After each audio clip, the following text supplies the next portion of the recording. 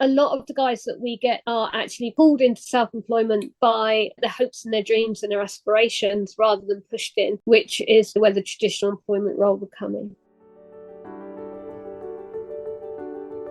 G'day, I'm Deborah Caldo, and welcome to the Red Giraffe Solutions Expanding Worlds podcast, where we aim to support you as you help your young person with additional needs plan for their future. A future where they are safe, secure, and live a rewarding and fulfilling life. From around the world, I share stories and share solutions from people making this possible right now. I'm a parent of a young person with additional needs, so I understand the challenges. Many of the people I've interviewed on this podcast have already helped me design a better future for my daughter, and I hope that they might help you as well to imagine what's possible for your young person.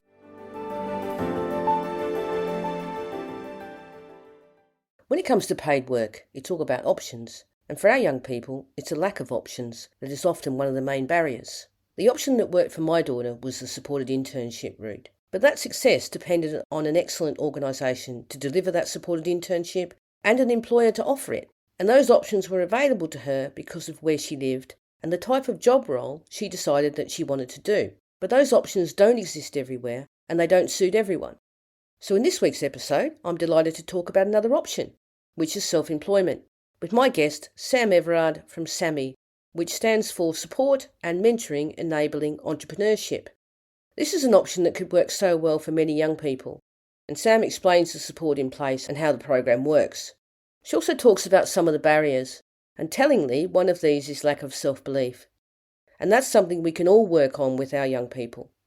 Like many of the ideas I get to share on here, this really has the potential to change so many young people's lives. So let's hear more about it from Sam.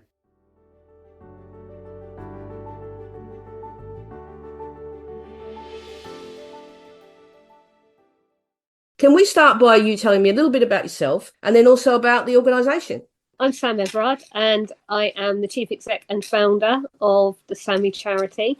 We established back in 2015 because we saw a real need for disabled people that want to go self-employed that couldn't actually access the support that they needed. When we were talking to them, they were very much about the fact they didn't just want to be given a business plan, and they were worried about other things other than finance, like how it would affect their daily lives, if they'd be able to do it around their own disabilities and health challenges, how other people would perceive them. And also the fact that they were quite worried about accessing support because it's always quite nerve-wracking going to find somebody in a suit who's a business advisor, and that they felt quite intimidated.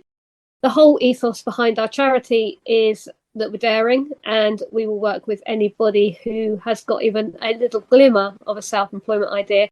So Samee started working with adult learners, so 18 plus. But because I'm a bit maverick, that wasn't good enough for me. So I took self-employment into schools and started to run self-employment workshops with young people. It was mainstream at the time. And then talking to some of the specialist schools, we worked out that, and this isn't anything detrimental, that some of our young people are never going to get maths and English and therefore never, ever going to be able to attain a traditional employed role. So we started talking to them about their skills and talents and what they could actually develop into something self-employed. And they started to realise that actually they could do things that they didn't realise they could. Anything from dog walking to gardening to spoon whittling to making things, whatever it is that their magic is, and then they could do it. And what we do is support with the businessy side of the business, as one of our young people put it. Just working with them really slowly, getting their ideas developed. And we then sat with a group of 12 of them on the steering group and co-created a level 1 qualification for self-employment. But the qualification worried me in as much as it's level 1 and we wanted our entry level guys to do it and we didn't want any written work. So I met with the chief executive of NCFE and I explained to him that we were going to do this qualification, but he had to be a little bit lenient with me because I wanted to be able to give him assessment work in Play-Doh and in role play and in impressionist dance and all these other wonderful things that our young guys do. And he agreed. He said he'd trial it with us. So we have put quite a few through. But again, being a maverick, not quite enough for me. So in January this year, we launched a supported self-employment internship for our guys that are 18 to 30. And it is around offering work placement around their self-employment idea. With a normal supported internship, you'd go and do a role and you'd learn those employability skills, and hopefully at the end there'll be a job opportunity.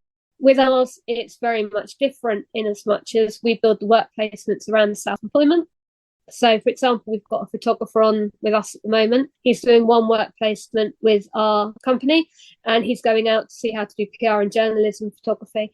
Then he's doing a work placement with a school and doing school photography. Then he's going to do a work placement around product, and then he's doing one wildlife.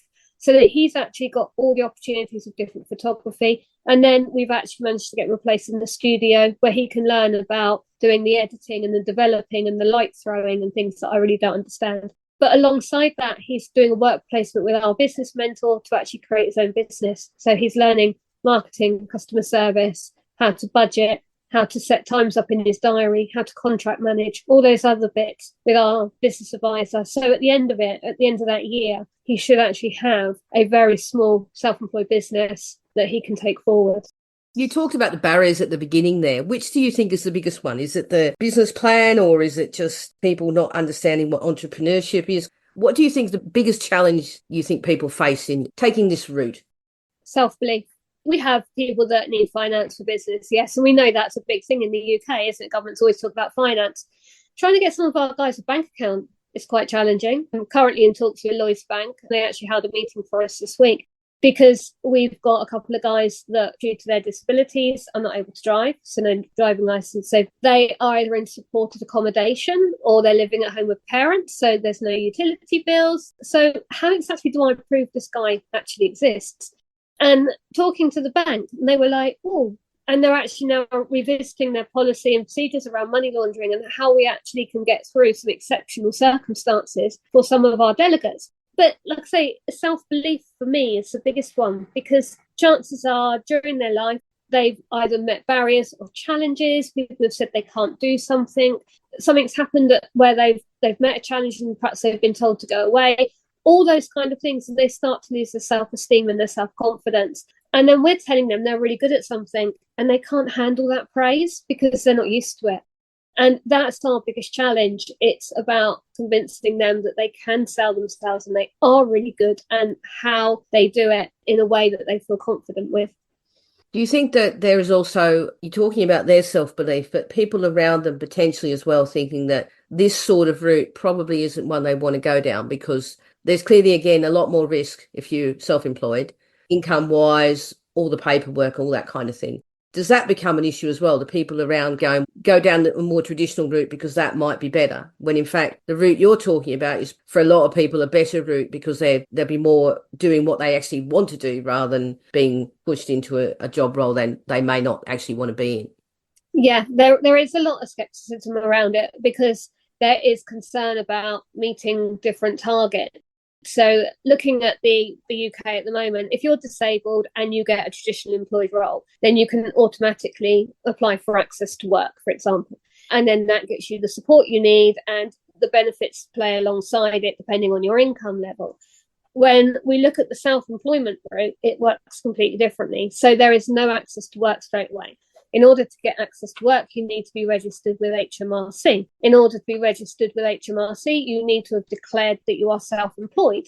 So if we've got a young person starting out on that journey, we cannot access any support for them until they physically declare that they're ready to go self-employed. With what we're doing, yes, we have to be very mindful that we do not set someone up to fail, which is why we do a lot of holistic work and work with the family to make sure that everybody feels safe and secure with the ideas before we push forward. With the internship, that actually gives us a year of exploration before we need to do anything, so that we can say, okay, they're coming on this journey for a year. Let's try it. Let's see how we get going. Let's make sure this is the right pathway before they make that jump. And what it also does is creates the evidence base that we need for the future. Because you're right, it is very much easier to get a traditionally employed role. Yes, I do sometimes have to sit with parents and other people and just say, look, we need to try. But then we've got other parents that come to us and say, I've got 280 spoons on my table, or what do I do with them? Or this guy's really good at gardening and he's doing 3 or 4 neighbours. do we need to declare that you're self-employed? And you're like, yes, let's start us on this journey. So we find that a lot of the guys that we get are actually pulled into self-employment by their hopes and their dreams and their aspirations rather than pushed in, which is where the traditional employment role would come in. The supported internship that you've got, is that funded? Yes, it's funded through Education Healthcare Plan, so the funding's in play for it. You mentioned there the person who's doing photography, and that sounds more like sort of work experience. Is there a job coach as well? Totally. So as part of our program, it's over 50 weeks, and that young person has a full-time work coach. So with Education Healthcare Plan, for it to be a full-time course, if you like, it needs to be 20 hours. So they do 5 hours a day for 4 days a week. And of that, they are with somebody nearly all the time, so that they've got a work coach in play that goes into the work placement bits, if you like. They will take them around. They will do the travel training to make sure that they can actually get there. They will make sure that they've got support in the workplace. But unlike traditional supported internships or supported employment where the work coach steps back, our guy doesn't. They stay full time with that young person right up until end of program, because we need to make sure that not only is the support in play, but we know for future reasonable adjustments and access to work exactly what that young person needs. And if they need someone full time, so be it. So they end up with their work coach. They have a learning support assistant who comes in and they do what we call functional skills for the self-employed. We structure in the supported functional skill program as well. So they have a learning support and they've got a business mentor who they can have daily contact with, who will talk through the businessy side of the business. So have you got your right clothes on? Have you made sure you've got your diary in order? Okay, so you're meeting Fred today. Have you got everything you need for the meeting? Someone's been through your program and they're now self-employed.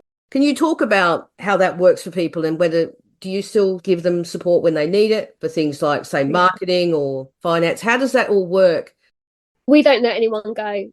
Once you join the Samee family, that's it. Our team are very hot on keeping in touch anyway. But if we've got somebody that has gone self-employed, they will still have mentoring at the end of the program, just to make sure that we are keeping on top of it. Quite often I'll get a phone call. I've got a brown envelope. What do I do with it? Let's open it together online. Let's look at it. Let's see what the problem is or what the challenge is. And that's what it's about. There is no person that I can honestly say we have ever let go. If they move away from us, that's fine. But 9 times out of 10, they come back into the fold for something.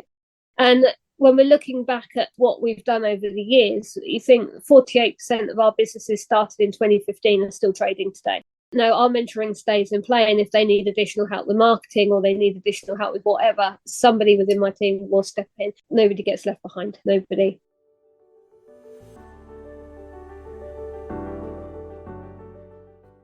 With the right support, anything's possible. And as Sam explains, it also comes back to self-belief. For many people, self-employment is probably not an option that they've considered. So I hope if you know someone this might work for, that you have that conversation with them about this option. And if it's relevant, send them to the Samee website, which I've put a link to in the show notes. In next week's episode, I'm continuing my conversation with Sam, where we talk about some examples of successful businesses and why self-employment is a better option for some people. I just wanted to say thank you for taking the time to listen, and I hope that the stories and the solutions shared on here help you as you support your young person to create their future. And if you know anyone who would find the ideas useful, please share the podcast with them. Of course, if you want to, you can leave a review, because that is another way families who need this information can find it more easily. This show is created as part of Red Giraffe Solutions. To find out what the Red Giraffe is all about, visit redgiraffesolutions.com, where you'll find more resources around daily living, relationships, purpose and financial security. I'm at Deborah Caldo on Instagram and Facebook. You can also connect with me on LinkedIn. I'd love to have a conversation with you on any of those. Bye for now.